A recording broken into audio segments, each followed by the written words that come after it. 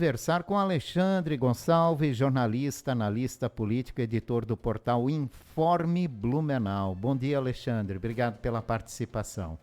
Bom dia, Jorge. Bom dia à nossa audiência. É sempre bom começar a semana batendo um papo com vocês. Bom, vamos falar aqui, fazer uma análise, né, da política, dos últimos acontecimentos, momento de transição de governo também. Para começar, sobre uma notícia que está em destaque hoje no portal Informe Blumenau, que é a suspensão da licitação do uniforme escolar aqui em Blumenau, que vai ter um impacto, né, no início do ano letivo do ano que vem. Com essa suspensão, dificilmente, né, vai conseguir se fazer a entrega no prazo determinado. E é uma promessa de campanha também do prefeito eleito Egídio Ferrari. O que isso impacta, hein, Alexandre?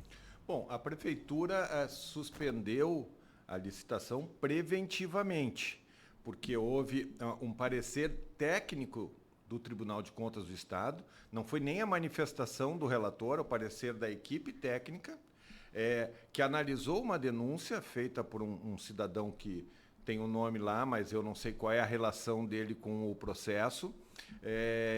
E esse parecer técnico aponta que aceita as denúncias feitas por esse cidadão, não atende o pedido de uma medida cautelar para suspender a licitação, mas cobra explicações do secretário de Educação, Alexandre Matias.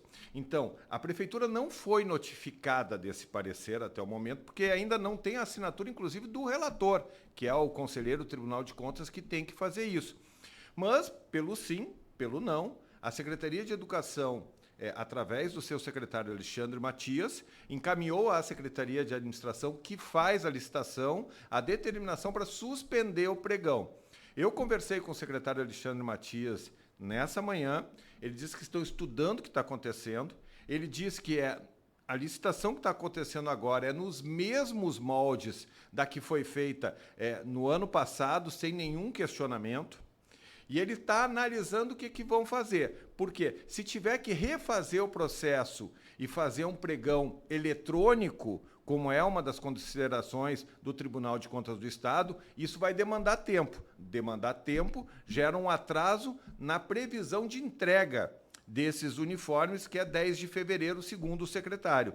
Bom, ou a Prefeitura, junto com a Procuradoria Jurídica, vai fazer uma análise e vai tentar provar para o Tribunal de Contas que não determinou uma suspensão, só recomendou, mas não determinou. Então, vai tentar provar para o Tribunal de Contas que não tem problema algum. Então, é sim um empecilho, é sim um problema, mas a Prefeitura está estudando o mecanismo jurídico para que não ocorra atraso na entrega do uniforme em fevereiro, quando começa o ano letivo. Bom, até agora o prefeito eleito, o deputado Egídio Ferrari, anunciou alguns nomes da sua nova gestão, né?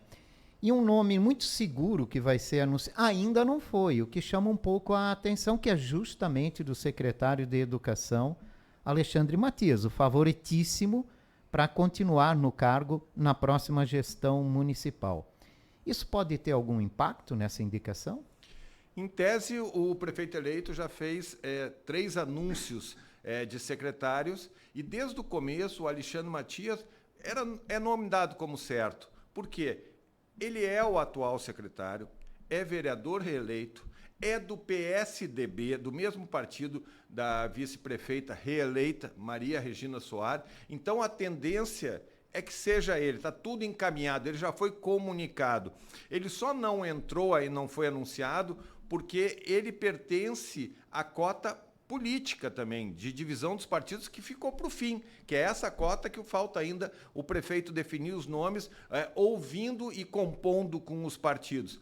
Bom, aí você me pergunta, tem alguma relação o que está acontecendo agora com a demora da nomeação? Não, não tem relação. Bom, isso pode impactar na provável indicação? Eu acho difícil, a não ser que surjam elementos novos que talvez compliquem a situação do Alexandre Matias. Mas, nesse momento, o questionamento que está sendo feito dessa licitação é por 2 pontos.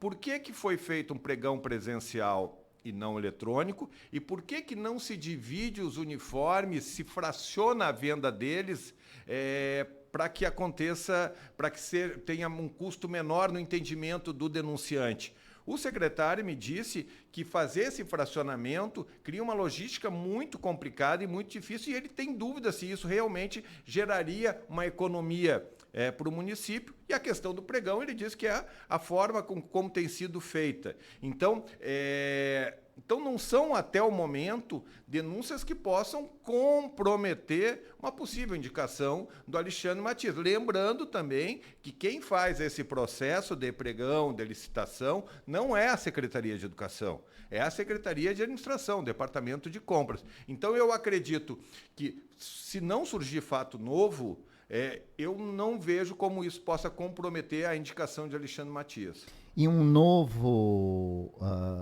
anúncio deve sair a partir da semana que vem, né? O prefeito eleito está de férias, né? Em viagem, retorna na semana que vem, e para a semana que vem deve sair um novo anúncio de nomes que ainda faltam para compor a nova gestão pública. Aliás, pode haver aí uma mini reforma administrativa, se é que se pode falar assim. Vamos lá, pelas minhas contas de primeiro escalão, Jorge, ainda existem 11 espaços a serem ocupados.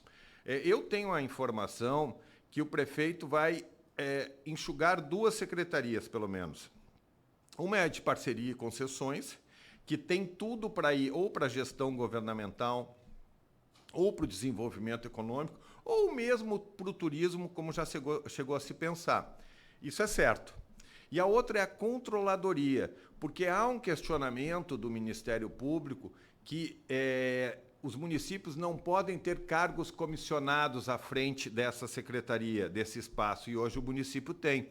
Então, talvez o município, nesse primeiro momento, recue com relação a essa decisão da controladoria. Então, de 11, vamos para 9. De 9, sendo que uma é o Alexandre Matias, é 8. O prefeito volta, se eu não me engano, dia 15 ou dia 16. Dia 18 é a diplomação dele. Então, ele já deve apresentar esses nomes antes, imagino eu, da diplomação. E aí entra a cota partidária. Alguns nomes indicados são representantes de partidos, mas o prefeito deixou para a última hora para entender como é que vai fazer a divisão dos partidos. Tem partidos que ainda não foram contemplados, tem partidos que têm uma expectativa de ganhar mais espaço. Então, como é que ele vai fazer essa engenharia? Ele foi eleito por uma aliança de 8 partidos. Outras lideranças políticas de partidos que não estão na aliança estão conversando para compor a base do governo. Isso é importante para garantir a governabilidade na Câmara.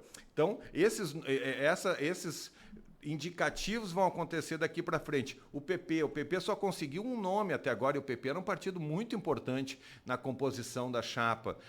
Tinha um pré-acordo, inclusive, para que o prefeito eleito apoiasse o projeto de reeleição de Almir Vieira, que é o presidente do PP, na Câmara de Vereadores. Só que as circunstâncias da política fizeram que isso não se viabilizasse, não por alguma ação ou deixar de fazer a ação do prefeito eleito, é que houve um outro movimento que acabou sepultando, ou pelo menos colocando em segundo plano essas pretensões. O PP hoje só sonhava talvez com Jean Kuhlmann no Samay, também não deu. Então hoje ele só tem o Fábio Campos. Se fala quase certo que Robson Tomazoni, filiado ao PP, vai assumir as SEMAS.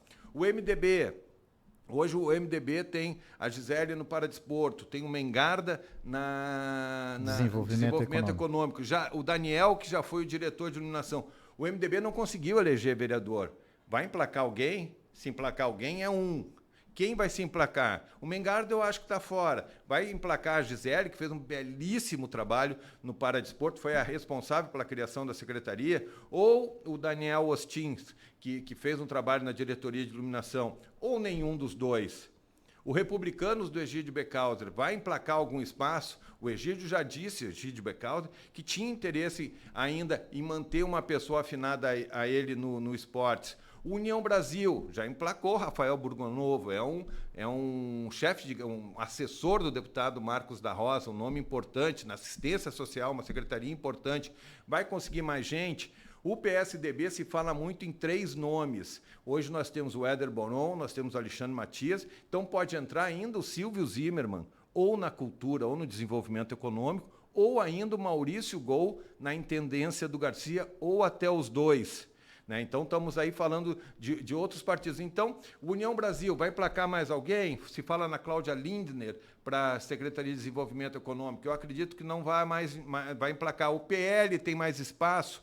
Então, o Cidadania, do Bruno Cunha, tem buscado se posicionar para conseguir uma vaga. Ele tem uma intenção muito forte de ocupar a Secretaria da Família. A Secretaria da Família também está sendo cobiçada pelo Podemos, da vereadora Cristiane Loureiro, que já foi secretária. Ela quer ter o poder de indicar um nome, só que ela não está no arco da aliança ainda. Então, é uma matemática muito complicada, mas está se afunilando.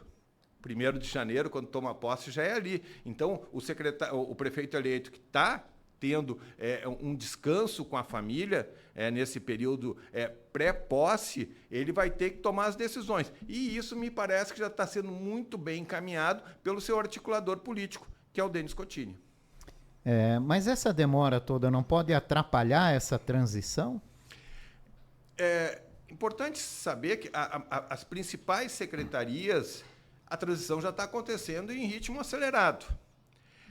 Numa secretaria de ponta que ainda não foi definido, é a da educação, é o Alexandre Matias. Então, em tese... Não, se ficar com ele, tá passa tudo certo. tranquilo, Então, né? Então, dessas outras secretarias, não que elas não sejam importantes, mas não é de tamanha prioridade como as outras. Talvez ali a serviços urbanos podia já ter o encaminhamento, a própria negócio de meio ambiente talvez também poderia ter um encaminhamento, mas esses sim a transição está parada, mas no demais está acontecendo. A gente sabe que, por exemplo, o Alexandre Vargas, indicado pelo Egídio para o SAMAI, tem ido diariamente lá. A gente também sabe que o Douglas, que vai assumir a saúde, também tem comparecido, a Malu na educação, a pessoa na Secretaria de Fazenda. Então, elas estão andando e outras secretarias são as mesmas pessoas, então só está havendo uma atualização de informações.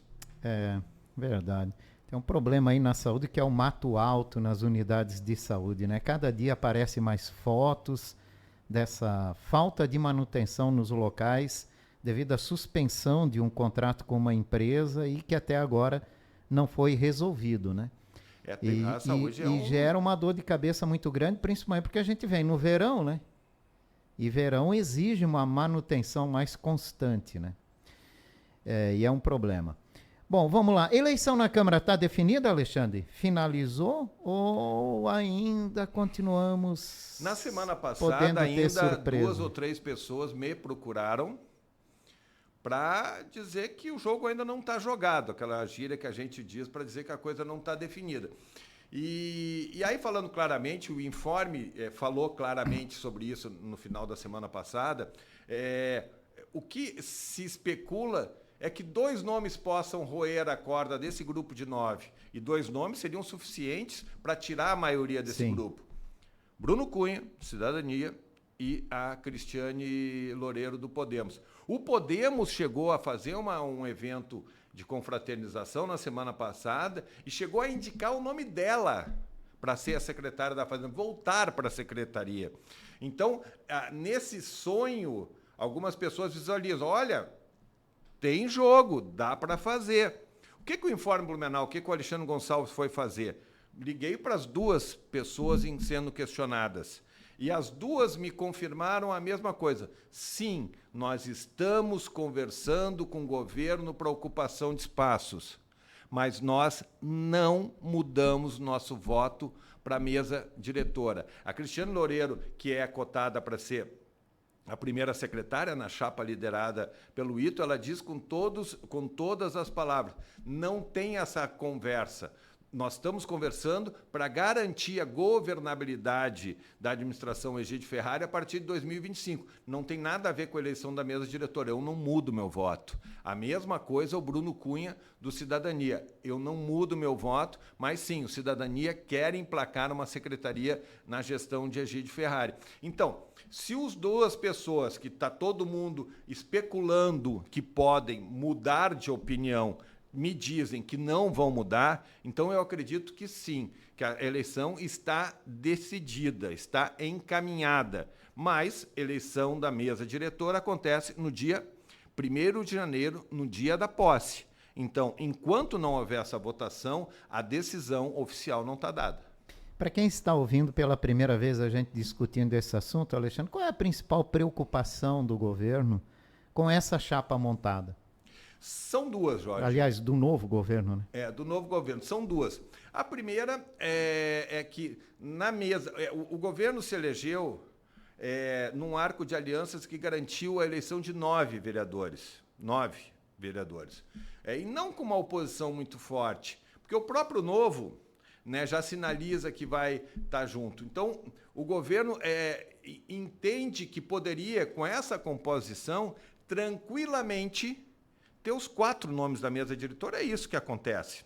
Então, e não foi o que aconteceu. Numa articulação que é muito mais para tirar Almir Vieira da presidência da mesa, uma articulação que teve a Gide Beckhauser, que teve o vereador Ailton de Souza, o Ito, liderando. Nessa articulação, se colocou dois vereadores eleitos que foram eleitos pelo campo da oposição.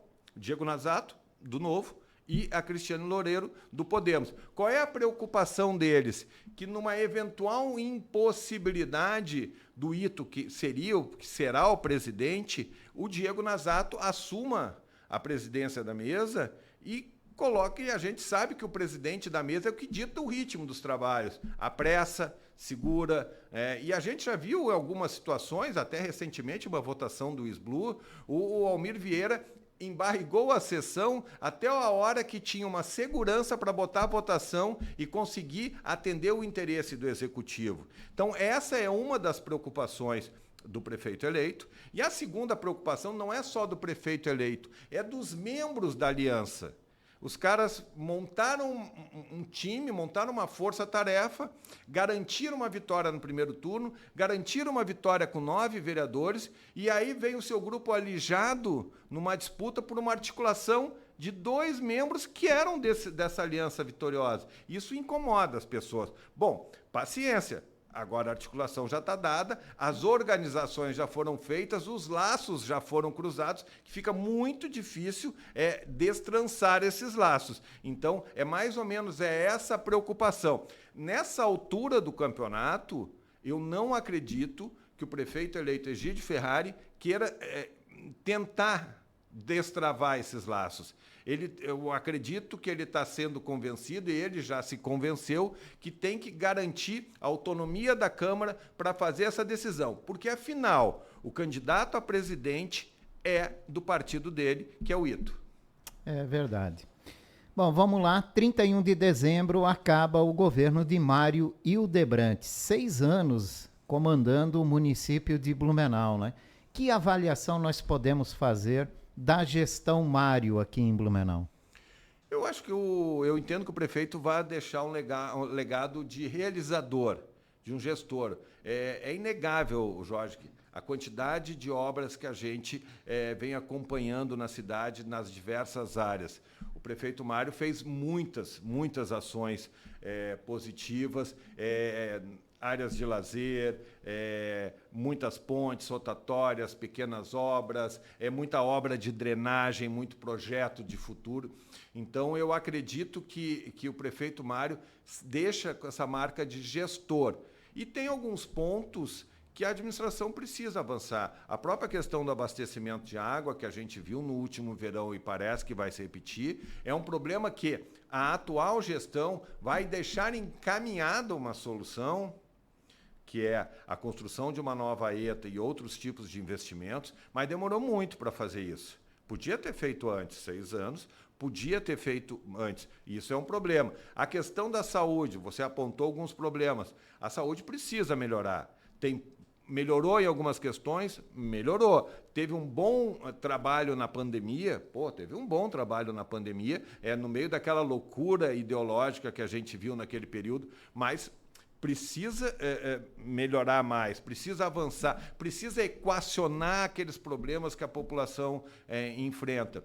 teve algumas denúncias de corrupção que acabaram maculando a administração, que fez, como eu tenho dito, um bom trabalho, e denúncias que deixaram muito ponto de interrogação. E uma coisa que a gente está vendo agora nesse processo de licitação da educação, que a gente viu em muitos outros processos, muitos questionamentos do Tribunal de Contas do Estado, do Ministério Público, a uma série de licitações. Isso, acredito que a administração precisa rever, porque é padrão os procedimentos. Se tem sido alvo de questionamento, então talvez tenha que rever as fórmulas que estão sendo colocadas. Agora, no geral, eu entendo que o prefeito Mário fez, sim, uma boa gestão, e vai ser, a gente fica na expectativa, como é que vai ser a gestão Egídio Ferrari, porque são dois perfis absolutamente diferentes. Exatamente. Né? O prefeito Mário é conhecido por ser um workaholic. Ele é até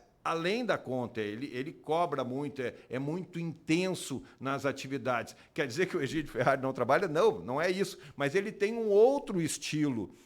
O prefeito Mário era muito concentrador, trazia muito para ele, era muito centralizador, cobrava muito dos seus secretários. Então, a gente, por conta desse tempo todo, 6 anos, acabou se acostumando com o perfil do Mário. Como é que vai ser o perfil do Egídio? Ele não é nesse perfil assim, o que não quer dizer que seja necessariamente pior ou melhor, não é isso que nós estamos falando, são perfis diferentes que a gente vai ter que ver como vai funcionar a partir de janeiro. Politicamente, com que força o prefeito Mário deixa essa gestão dele? Ele deixa com uma força que ele fez o sucessor do PL e deixa a maior prefeitura do PL como um portfólio para 2026. Isso o governador Jorginho Melo, que é do PL, é presidente estadual do PL, e seus filhos, né, que são os articuladores, eles têm reconhecido no prefeito Mário. Com tudo o que aconteceu, o prefeito Mário fez seu sucessor. O Vale do Itajaí fez barba e cabelo pelo PL. Então, pensando na projeção para 2026, o Mário tem esse portfólio e se fortalece nesse momento. Agora, como é que vai ser o futuro? Muita coisa para acontecer, né? Então, lideranças políticas que o prefeito Mário começou com elas, talvez sejam adversários em 2026. João Paulo Kleinobin, Napoleão Bernardes. Então, como é que vai se dar a correlação de forças daqui para frente? O que vai acontecer com o PL e com o bolsonarismo daqui para frente? Então, isso é muito... A gente precisa entender, né, quais são os próximos passos, a dinâmica da política daqui para frente. Mas o prefeito Mário, ele sai com uma moral importante junto ao PL, ao governo do Estado, por ter entregue a principal administração ao PL, né? Agora, o seu futuro vai depender também das conversas, e porque aqui o jogo político acabou sendo muito fracionado. E a gente sabe que o pessoal se une nas eleições, mas depois é cada um por si. E aí todo mundo tem interesse em 2026. O prefeito Mário quer ser deputado, né? Federal, estadual, senador, sei lá qual é o projeto dele, mas está cheio de prefeito da região aqui. Tem muitos nomes que estão se organizando para serem candidatos a deputado estadual, a deputado federal. A própria vice-prefeita Maria Regina talvez seja um nome cotado. O Bruno Cunha é um nome, o professor Gilson é outro nome, o próprio Egídio Becauser. Então, esses nomes, Napoleão Bernardes vai vir de novo, Marcos da Rosa vai vir de novo, o Ivanati está com esse projeto de ir para o Tribunal de Justiça, mas daqui a pouco, se não der certo, é candidato. Então, tem muito nome forte aqui que podem impactar no futuro político do prefeito Mário. Blumenau, como força política no Estado, né? Qual é o grau da nossa força política no Estado, Alexandre?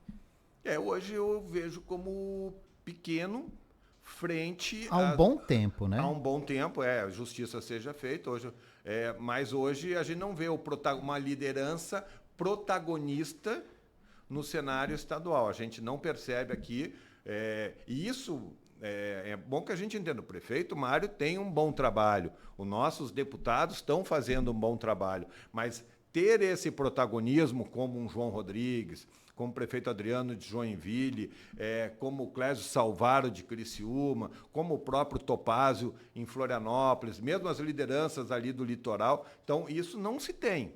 Mas por que acontece isso, Alexandre? O que falta, né, para os nossos políticos conseguirem desenvolver essa força estadual?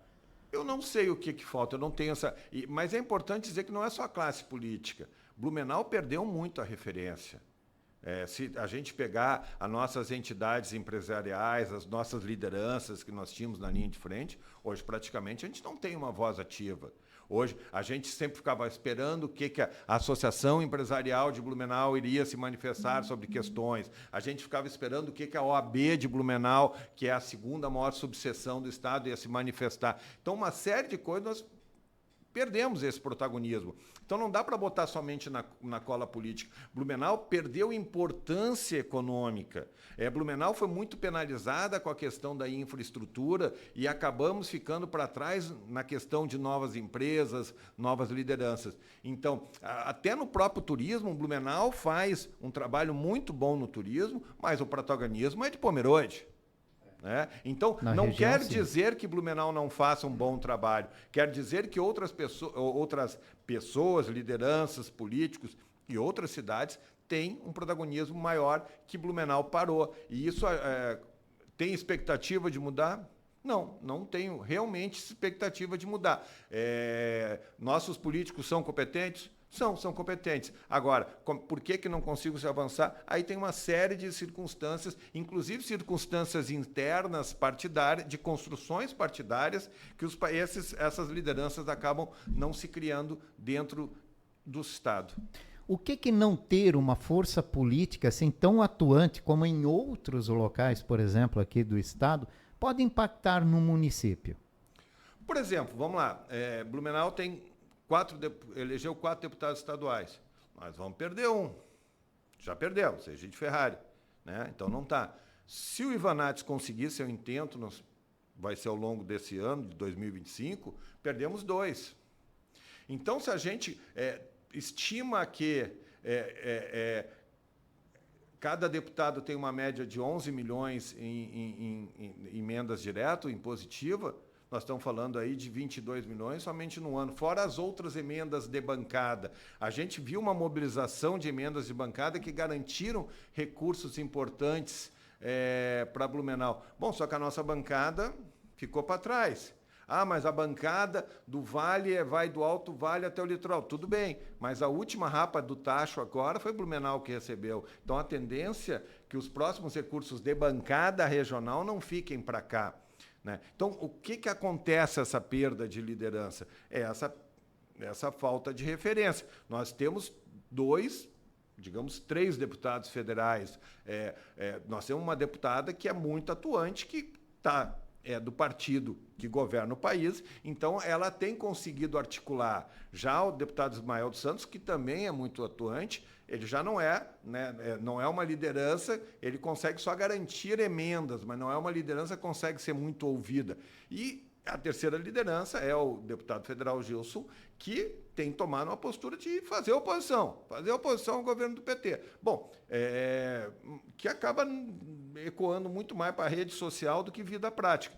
Então, a gente percebe as lideranças no Senado. Nós perdemos um senador importante, que era o Jorginho Melo. A gente vê ainda o Espiridião, a mim, ainda tentando fazer uma movimentação. O Jorge Seife, muito mais preocupado em também fazer política de rede social, né? Porque a gente percebe que a atuação dele no dia a dia é muito pouco. E aí,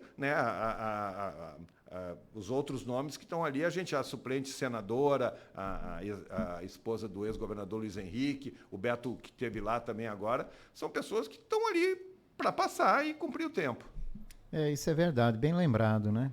Bem lembrado. Jorge Seife, a gente nem vê notícia dele no Senado. Não, a gente vê ele lacrando. É verdade, tem um grupo de políticos que estão muito mais preocupados em lacrar e em cumprir uma missão junto ao ex-presidente Bolsonaro do que trazer resultados práticos. E é mais ou menos o que já aconteceu com o próprio governo Bolsonaro.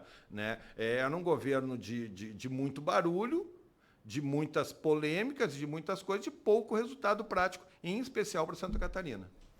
Alexandre Gonçalves, obrigado mais uma vez pela sua participação.